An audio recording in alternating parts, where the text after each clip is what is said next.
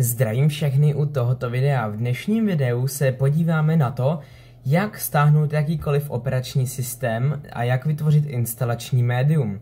Někdo v komentářích z minulých videí se mě zeptal, jak vytvořit instalační médium pro Windows 10 Redstone, myslím, že to bylo. A dneska si ukážeme, jak vytvořit instalační médium a ukážeme si to na těch Redstonech. Takže co budeme potřebovat? Budeme potřebovat flash disk. O kapacitě záleží, jaký operační systém chcete. My dneska použijeme 32 GB, ale na ten Windows 10 Redstone bude stačit klidně i 8.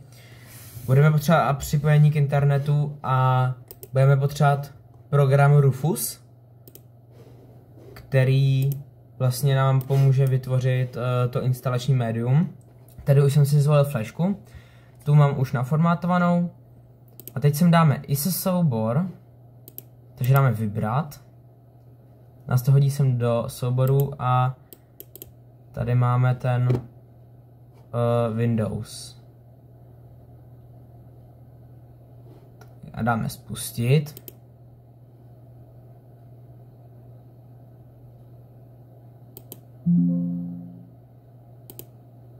Tak, teď se nám bude vytvářet instalační médium.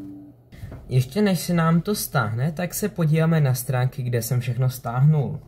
Každopádně tyhle ty desítky jsou dobrý pro počítače, který už má něco za sebou. Takže například nějaký Athlon 64 jednojádrový i dvoujádrový, pár giga RAM na DDR2, 3, možná i jedničce. A já myslím, že to půjde i na Sempronu, je to možný. Každopádně je to teda pro ty starší počítače, kde klasické desítky třeba 22H2 už jsou jakoby ten počítač jakoby hodně zpomalý. Tak a USB flashku máme připravenou. Takže my dáme zavřít, vysunout,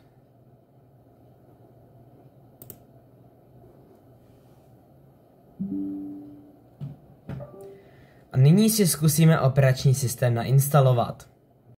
Tak já do počítače dám flashku, zapnu ho.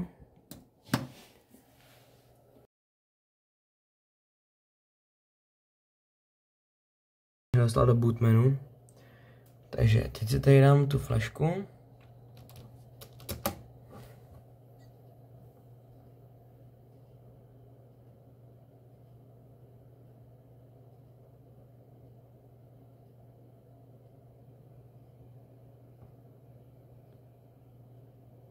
Tak a můžete vidět, že jsem v instalačním programu systému. A já koukám, že jsem si vzal anglický systém. Tak stáhněte si český, já jsem si stáhnul anglický. Takže já to nebudu instalovat, protože nechci přijít o data, které nemám na pevném disku. Takže instalační disk funguje. Takže tohle byl tutoriál, jak si vytvořit vlastní USB instalační soubor jakéhokoliv operačnímu systému. Takovou zajímavostí nakonec, v Rufusu máte automaticky si můžete nainstalovat MS-DOS nebo FreeDOS. Každopádně to by bylo z tohoto videa všechno, pokud se vám líbilo, zanechte tady like a my se uvidíme u některého z dalších videí. Takže zatím ahoj.